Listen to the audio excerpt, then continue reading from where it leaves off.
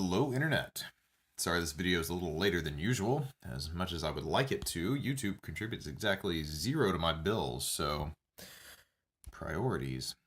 Anyway, it's been a pretty interesting week, or it was a pretty interesting week, as I've got news on the future of the CT6 and the Impala. Toyota may have a new hot hatch on the way. Aston Martin's got another new hypercar coming out. And California may be getting its own Autobahn, and more.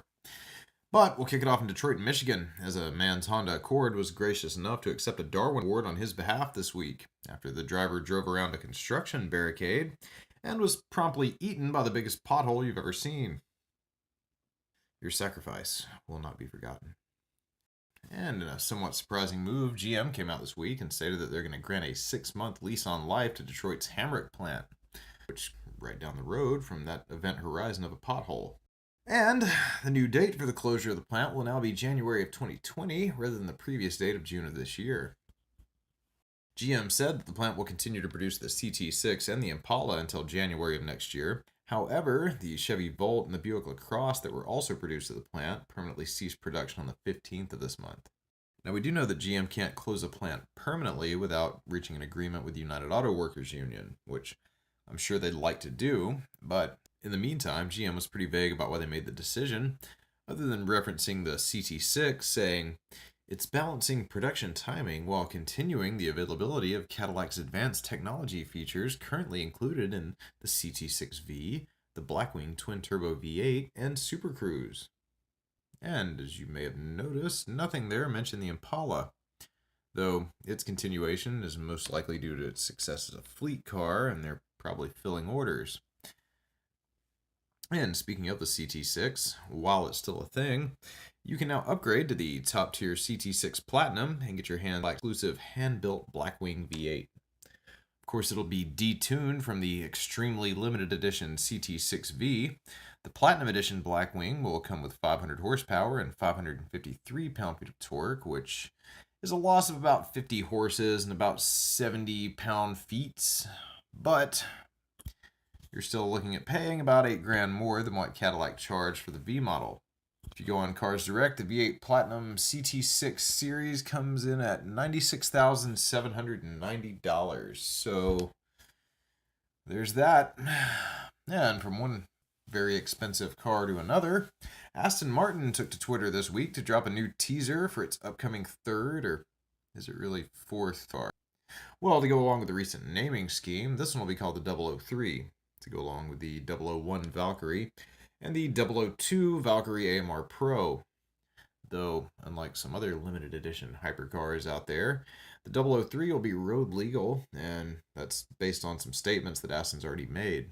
Of course, we don't really know much other than that at this point, other than the car will most likely be an all-wheel drive turbocharged hybrid, that it'll most likely cost, or that it'll definitely cost over 7 figures, and that it'll be limited to a run of 500 cars. So, I guess that's a pretty good bit. It's also worth noting that the tweet ended with an all-caps statement saying, "The wait is nearly over." So, since it's a pretty popular thing to start dropping teasers before big auto shows, my money would be on seeing Aston make an appearance at next month's Geneva Motor Show. Also, in some Tesla news, Elon Musk spoke on the future of Tesla's autonomous driving program this week in an interview with ARK Invest, in which he stated that, with a pretty high degree of certainty too, that Tesla's autonomous driving cars should be ready within the next year. More specifically, he said, "The car will be able to find you in a parking lot, pick you up, and take you all the way to your destination without an intervention this year. Of that I'm certain. That is not a question mark." Now, that seems pretty certain, but this certainly also wouldn't be the first time Elon Musk has promised something and not had it delivered on time. That's true, but I'll say that for the most part, he is a man who delivers on his promises eventually. So, if he's that certain about it, while other people may not believe that it's going to happen at all, I personally would doubt it's actually going to be a thing within the next 12 months, but I would say that it's probably right around the corner. Also, in that same interview, Musk said that the new system will be for Tesla's current autonomous driving tech that was removed as an option in 2016. However, since then, new Teslas have been installed with all the necessary hardware to run the new system. So, Even if you bought a Tesla in the last few years, you may still be able to be driven to work by your computer. Or may still be able to make that beer run despite the fact that you're drunker than a bicycle. You know, whatever.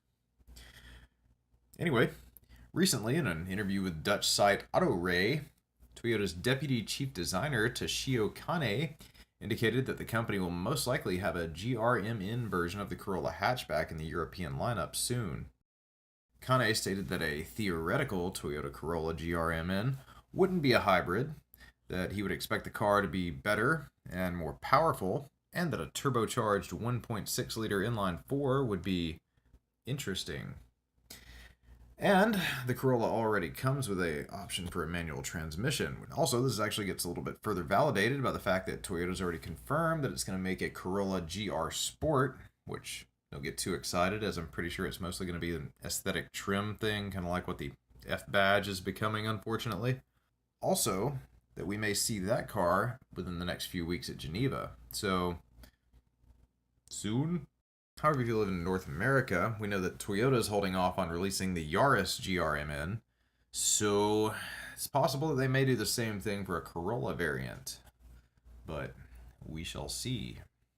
And for those truck enthusiasts out there, we've got some information on Hyundai's long-teased but still unproduced Santa Cruz pickup, as the concept was originally shown off in 2015, and due to a series of factors within the company, is yet to take shape. However, Hyundai says that it still plans on producing the truck, but that the styling has changed. So when I first read about this, I automatically assumed I knew where it was going, as most brands usually unveil a concept with cool features and extreme styling elements that eventually get scaled back by bean counters or safety regulations or the fact that they just don't want it to look too controversial. But in the case of the Santa Cruz, styling may actually get more extreme, as the head of Hyundai's Global Design Center said in a recent interview. But I'll just sum up. Hyundai's changed its priorities in regards to styling. Whereas in 2015, Hyundai wanted to make all of its vehicles look like they belonged to a family of cars. The new trend for the brand is to make vehicles that look different and more striking. So, as far as four-cylinder unibodied Korean trucks go, I actually think the 2015 version looks pretty good.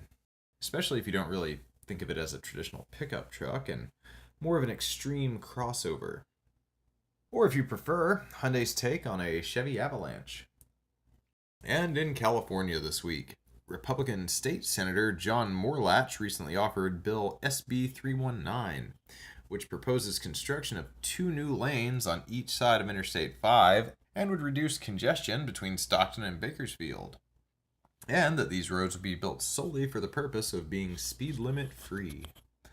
So, if you live in California and want your very own bizarro world Autobahn, or maybe just want to beat out Texas, who holds the current highest national speed limit at 85, you may want to call your congressman. Just saying. Anyway, that's it for this week, people. Sorry I was late. Thank you so much for being here. I'm out.